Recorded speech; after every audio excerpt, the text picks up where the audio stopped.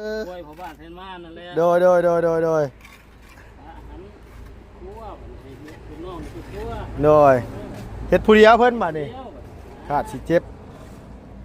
หมู่บ้านนี่เราลงห้องหมอเซโปนติ แม่นแหละบ้านก็บ่ไปโกง คันว่าห้องหมอแล้วไปห้องหมอใหญ่บ่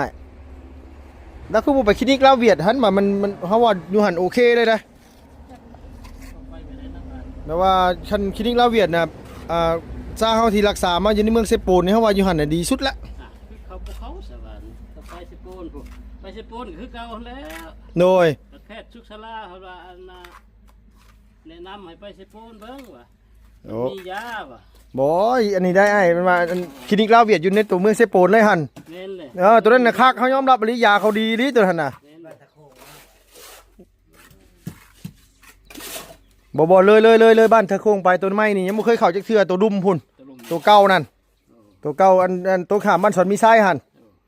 อันทางขึ้นลงอันสนามกีฬาฮะ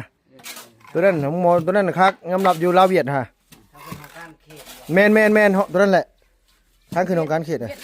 แม่นเบียดที่เจ้าพ่อเราไปตรวจอันโรคอันนี้แหละมะเร็งนี่แหละ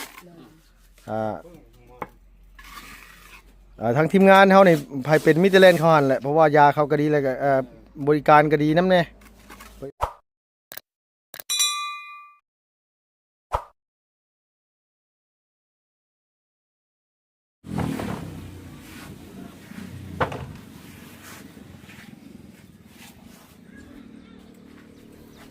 โอ้มาแต่เศร้าถือได้นี่เนาะอันว่าไอ้สร้างเนาะ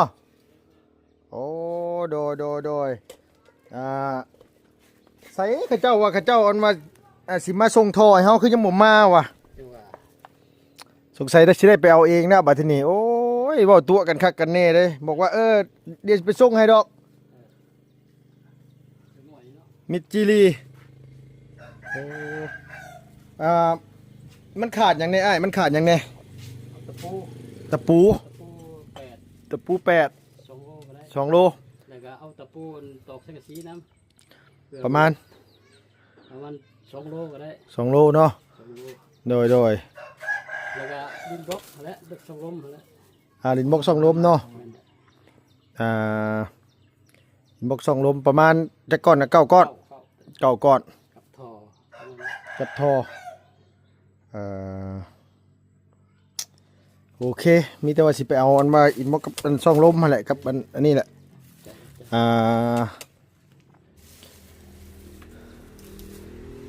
เขาบอกมาส่งแล้วตอนแรกเขาว่าสิไปเอาอันว่าแกมาเองว่าทอหันนะว่าพอน้องจริงๆมาเพิ่นเขาสิมาส่งเพิ่นโอ้ยฉะนั้นเขาก็บอกมาส่งเขาแล้วว่ะมีแต่ว่าสิเอาเสดุจักมาก็ได้นะเนาะเพื่อเป็นการเสียเวลา2 ท่อผุนบ่อ้ายเขาสั่งซื้อ2 ท่อได้โดยสั่งเลยได้สั่ง2 ท่อ2ก็ได้2เอาตัวนี้มันก็6 เมตรแล้วนี่เนาะ5 เมตรเขามาในได้ต้องได้ตัดโดยงอกมาให้เด้โดยเอา2 ท่อเลยเพื่อไว้แล้วเนาะเอา2 ท่อเลยของอ2 อันหน่อยเนาะของอกับตู้อันอะไร45 องศากับ90โอเคโดยสังกะสีอันมุงอันว่าอันหลังคานี่2 โลตะปู8 2 โลแต่ก็2 ลมนี่เนาะ2 ลมเดียวมาก่อนเนาะ2 ลมเนาะโดยติดประมาณนี้บ่ได้หรือว่าเอาขึ้นสูงกว่านี้นะประมาณนี้แหละเอาติดกอกันนี่ติดมันก็สิติดหลังคาโพดเนาะแม่นติดหลังคาโดยเอาพี่น้องเอ้ยสิไปแค่เอาท่อแล้วไม้อ้ายก่อนแต่ว่าอันนั่นน่ะเฮาซื้อแล้วแล้วบัดนี้เนี่ยอันว่าเฮาว่าสิไปเอานึงให้พ่อต้องจริงไปเอานึงแบบว่าแล้วว่าเวียดสิมาส่งแล้วก็ซั่นก็มีแต่ว่าให้บ่บุญออกมาแล้วหมู่บ้านนี่ให้รับมานำมันพร้อมกันกับมงกบกับบานประตูนี่ก็แล้วเลยละนี่คือ2 อันบ่ตัวนี้เนี่ยเฮือนสาวกงมีบอกเพิ่นนั้นว่าให้อันโจมเขามาไว้เมื่อคืนนี่เพราะฝนตกมันเปียกว่ะประมาณจักมื้อไอ้ประมาณอาทิตย์หนึ่ง ฮอดบ่อาทิตย์ฮอดบ่ มันคือบ่หอนแล้ว โอ้ยไฟปานนี้มื้อนี้ก็ก่อกันแล้วอันนี้ครับว่า แล้ว โดยก่อได้แล้ว เอาไว้ โดย ไว้หลาย ว่าเพื่อไว้เนาะเพื่อยุดเพื่อย่อนน้ำแน่ แม่นเลย โดยโดย ฝนเด้ โดยโดย ฝนตกก็มี ฝนตกผลลิ้นมากกะอาจสิได้ยุดก็มีเนาะ แม่นเลย โดยโดยอืมเห็นมากัน2 คนให้สร้างแหล่อันว่าไปประจำการอยู่หม่องใดไปสร้างแหล่ เดี๋ยวโรงเรียนเด้ โรงเรียนมันดงนี่บ่โอ้โรงเรียนอันมาทางเข้าดงในบ่หรือว่า ท่านเขาตรงไหน โอ้ เขาตรงไหนประจำอยู่แล้ว โดย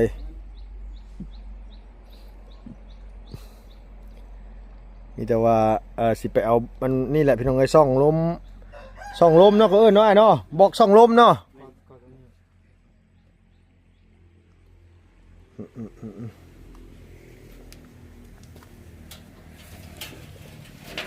ดีแล้วเพื่อให้มันแห้งพอดี โดย เสียบสุดเขาเสียบสุดเสาขึ้นตะปูเลย ตะปูเอาใช่รุ่นลวดมัดเอาเลยเนาะลวดหิงเลยเอาพี่น้องเอ้ยเนาะกับทักทายสวัสดีช่วงยามเช้าๆเพราะว่าลุงกับเช้าลุงกับประมาณ9 โมง 10 โมงพี่น้องเอ้ยเช้าทั้งไอ้สร้างแล้วกับประมาณ6 โมงเช้าแต่ละคนบ่ได้คือกันนะ เช้าคนเช้าโตมันแตกต่างกันพี่น้องเนาะ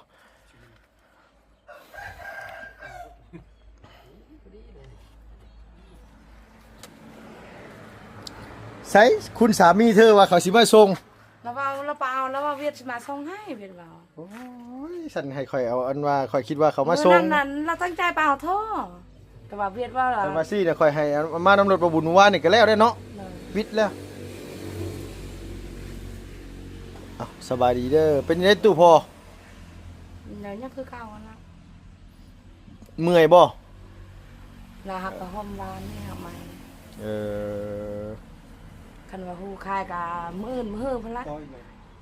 อืมโรคอันนี้มันรักษายากอีหลีเด้อโรคนี้รักษาบ่ได้ว่าขอโทษนำซะบ่รักษาบ่มียารักษาหรอกโรคมะเร็งน่ะมีแต่ว่าเฮาไปคลำอยู่คลำกินน่ะมันก็สิบ่ลุกลามไว้กินพวก บ่ทางไม้ในบอดี้ก็ให้เขาชื่อกงมีปะหาหักไม้กับพอจอนปะหาหักไม้อยู่พุ่นเด้ทางบันดงในบ้านอะไรกันบ่ หน่วยบอนมาอยู่บ้านก็มีคือกัน เลย อยู่บ้านก็มีคือกันยากินอันต้านมะเร็งนี่แหละแล้วก็ผู้ตับมันก็มีอยู่แต่ว่า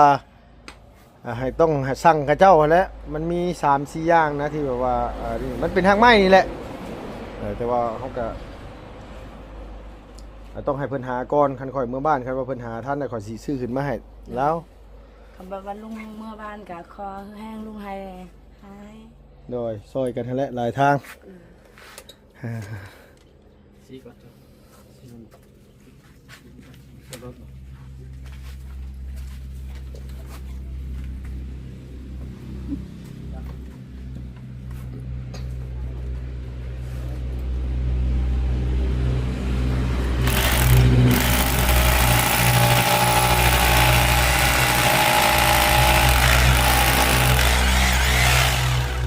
เมื่อวานนี่หยุดเบัดมือเลยเนาะไอ้เนาะเมื่อวานนี่เนาะ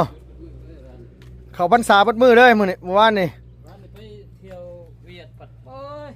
ไปพอดีกลับมาพอดีตำมารถบุญบัดนั่นน่ะ โอ้ย ใช่นะครับ โดย นี่บอกว่าครับ วัยรุ่นหันแบบนั้นได้คันวัยรุ่นน่ะ อย่าเพิ่ง ตำมาอันว่าอันนี้มันอันกันชนข้างหน้ามุนมดบัดติมาตัวใหญ่เติบติเนี่ยไอ้โดย ของโตน้ำเลยหลอกอะไรพุทธก็มาตัวรักเด็ด เออ อย่าละ นี่หอดมือมันโดยไปเที่ยวเวียดกลับออกมาบัดเล่นอันตำมา แลนไว้พูด โดยแมนกับอันว่าที่เขาเจ้าเล่นรถอยู่ในกลางบ้านดงนี่เขานึกเงินง้อเขาอย่างฮักเขาโอ้ยจักเป็นในซุมซนนี่แท้เล่นรถเป็นร้อยป๊าดโต คณะว่าในกลางซุ้มชนแท้ๆได้หันโอ้ยรถเขาข้างเกียร์ไว้หันเขาลงบิดเห็นมันสิบมุนมัด เล่นแห้งดีหรอป้ายอมรับเขาเจ้าว่าโอ้ยไปเบิดครอบครัวบ่เมื่อวานนี่ไอ้เออ หลานโอ้ย อ่า เอ้ยครับเพราะว่าดอกบ่เป็นได้รถก็เป็นครับ หน่อย เรื่องพวก เขาขับบัดระวังแน่เนาะระวังแน่เพราะง่ายๆก็คืออายุเริ่มหลายแล้วฮู้จักระวังแล้วคันวัยรุ่นนี่เลือดร้อนนี่บ้า ใส่นะ เหยียบเอานะ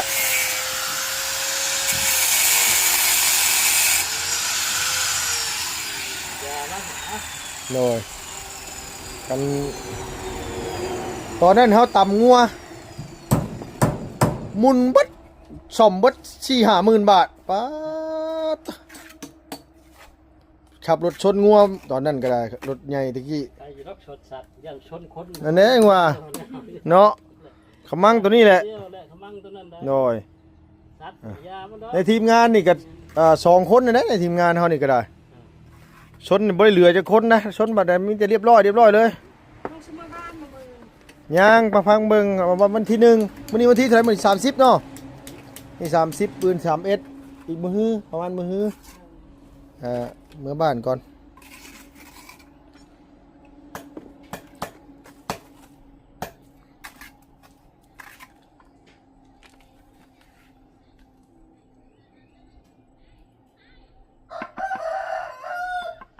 เช้าเนี่ยเขามาติดปลายเฮือน ทิศบ้านเลขที่บ่เออ เนาะบ้านเนาะบ้านยังเลยยังบ่เห็น บ้านที่เจ้าย่างมา ยังคือยังบ่เห็น เอาตะกี้บ่ได้มีบ่ใส่สร้างอยู่บ้านน่ะ มีได้ยังบ่มีได้ เอ ตา อ เป็นตาแสงอยู่ได้แต่มีออกมาให้ได้ อ๋อโดย ที่บ่มีได้ บ้านสุค่อยแต่ะทึกมีแต่เฮือนพ่อกับเฮือนค่อยเฮือนซาร่าเฮือนพ่อมาไกล ได้60,000เด้อ โดยอ่า เป็น60 โดยกระทำมาได้เฮือนละ60บ้านเฮาตั้งแต่เฮาเกิดมาเห็นแล้วได้แม่นอันว่าอันบ้านเลขที่นี่ได้ บ่เฮาก็เห็นนี่นะนี่เฮาก็เกิดนี่แหละ อยู่พี่น่ะบ่ ยังอยู่พี่อยู่สวรรค์มีแล้วอยู่แถว โดย อยู่แถวนี้ยัง อ่า เฮาก็เกิดนี่อันนี้เฮาก็มานี่ โดยหาแต่มีนี่บ้านเลขที่ที่ได้เอาตะกี้เพิ่นใส่แบบได้ใส่อันนี้น่ะเป็นตัวเลขบ่หรือว่านั่นใดเอาอันบ้านเลขที่นี่บ่มีเนี่ยเพิ่นใส่แบบใดสมุนูครัวมันเพิ่นขึ้นแบบใดวะ มันก็มีตาสมุนครัวแต่ว่าบ่ได้ติด โดย แต่ว่าบ่ได้ติดแบบ อันป้ายสีน้ำเงินนี่บ่มี บ่มี อ๋อโดยบ้านดงก็บ่มีติอ้าย บ่มี อ๋อ เลขสมุนนี่มี โดยเลขสมุนูครัวนี่มีเนาะ ถ้าได้ออกแบบนี้ อ่า เอามาให้เฮือนหน้าเฮือน ตัดจ้อยตัดเอานะ แต่ว่าตัวเลขน่ะอันบ้านเลขที่นี่หันติมาเนาะ มา เดี๋ยวเมื่อนั้นก็เห็นเขาเจ้าเขาไปติดอยู่บ้านนั้นว่าสกีลุ่มสกีเทิงนี้มาแล้วบ้านกับสกีเทิงกะ จะติดเก็บนอกก่อนนะ โดย ตัดดูตัดครึ่งนี่จะมีเลยครับตัดครึ่งเลย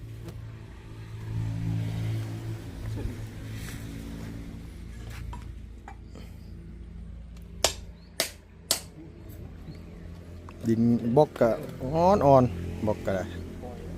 พอยดีเลยเนาะ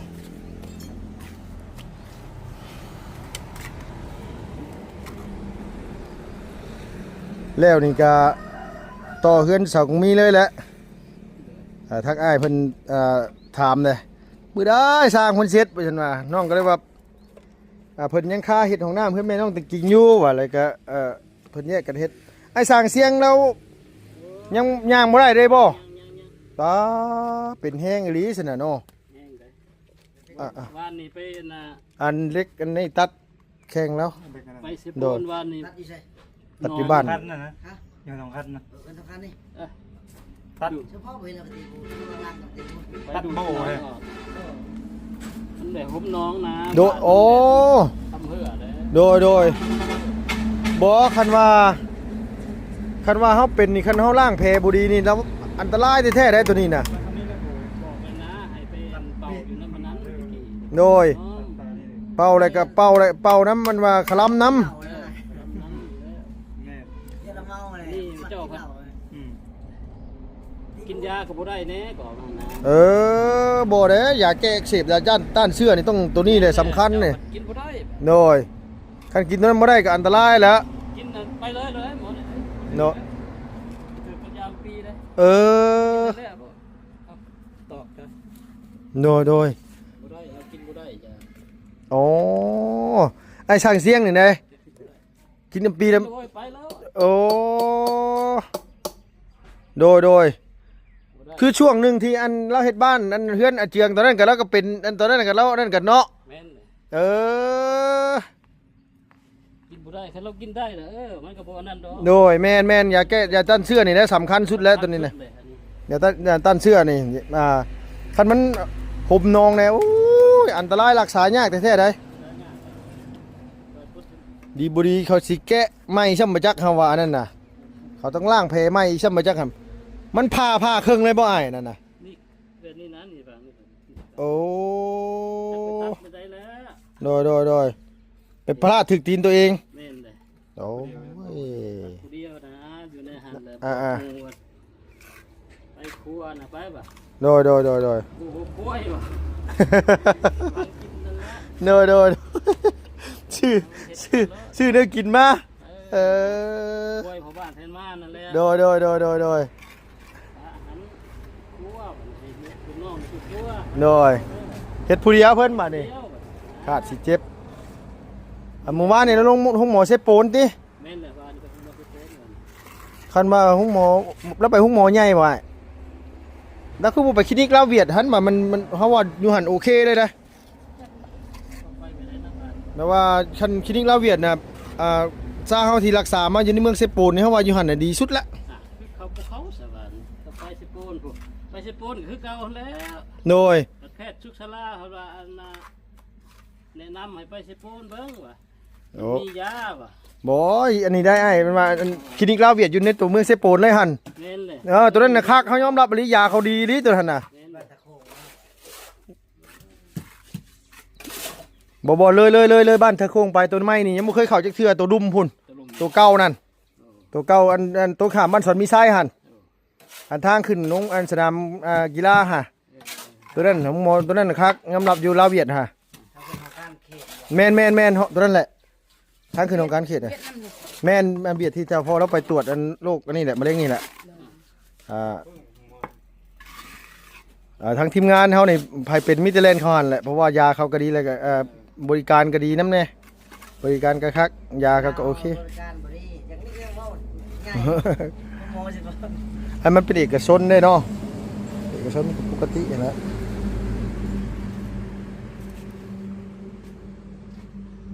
แกเปิดเนี่ยแล้วไปใช่ไหม มือสว่าง ให้แนะนำให้เราไปหันไอ้เสียงเขาล่างแผลล่างอย่างล่างดีๆคักอยู่ แม่น ยาเขาหลายอยู่ ยากระลายแต่ว่าแพงแน่แล้วแพงแน่ก็บ่เป็นหยังบ่ใช่ปัญหาแล้วเรื่องตัวแพงน่ะ ยาเนี่ยมันอยากสูงกว่า ถ้ามันดีแต่พอได้ โดย แต่มันเป็นไป โดย ยาแต่มันบ่ดีนั่นน่ะ เดี๋ยวมันเซยเป็นอย่างอื่นหั่นน่ะ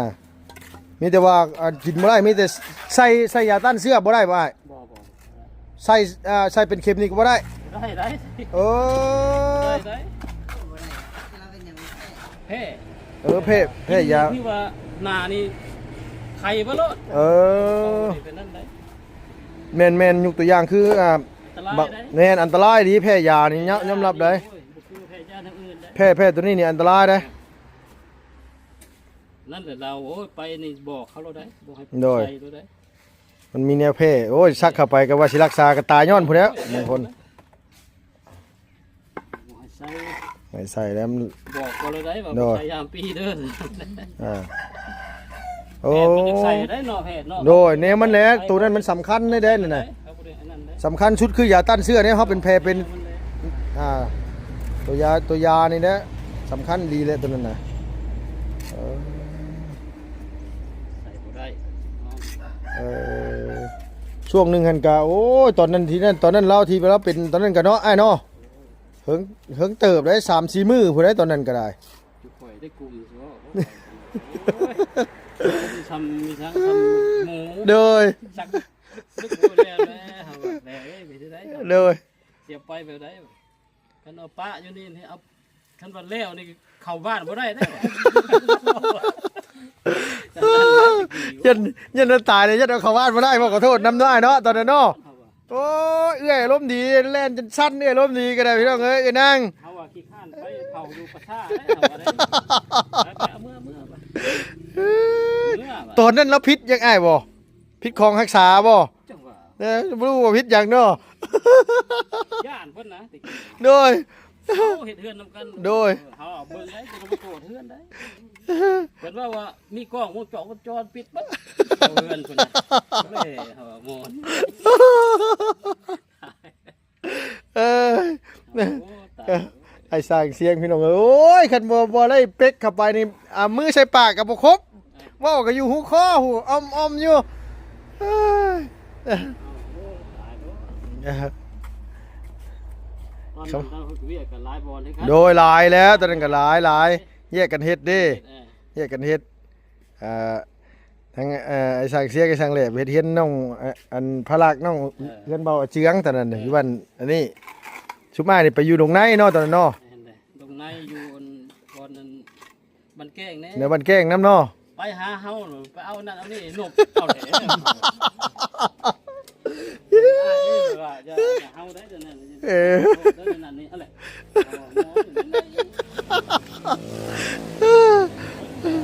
โดยโอ้ เป็นแห้งแล้ว มีแต่ว่าให้เล่าไปอันนี้แหละเฮาว่าลุงหมออันคลินิกลาวเวียดนั่นแหละแต่ว่าคันบ่ใส่ยาเขาจักเขาสิมีแต่เขาล้างเสื้อเดี๋ยวติดตามอาการนั่นแหละแต่เขาเอาใจใส่ได้เฮามาเฮือนเขาก็โทรตามตลอดได้นั่นน่ะ เฮาย่านเฮาคันไปคลินิกเวียดเนาะบ่เข้าใจภาษากันน่ะนะ บ่พนักงานเขาคนลาวเต็มอยู่ ลาวนะ โดยมีแต่คนลาวมีแต่คนเก่งๆอยู่หั่นยอมรับอยู่แบบว่าเขารักษาแบบว่าเขาบริการดีว่าง่ายซะบริการดีเดี๋ยวเฮามาฮอดเฮือนว่าซ่านเขาก็โทรถามว่าอาการเฮาเป็นจังไดแผลเฮาเป็นนั่นนี่เขาถามตลอดได้คันบ่เซาเขาก็ให้ไปหาใหม่ คือพ่อมื้อนั้นน่ะรายงานแพทย์อยู่หั่นน่ะโตเนาะ โดยคืออันมาพอตู้แล้วไปกับอันทั้งลูกชายแล้วพาไปเหมือนกับเขาแนะนำไปหันแหละเขามาแหละเขายังโทรตามหาเล่าอยู่ได้ว่าเราเป็นได้ไดเขายังให้เราไปไม่อยู่ได้คือแบบว่าเขาเอาใจใส่ว่าไงซะ เราเว้าได้นำพ่อว่าคันบ่พ่อก็จะนี่น้ำยังก็ได้ โดย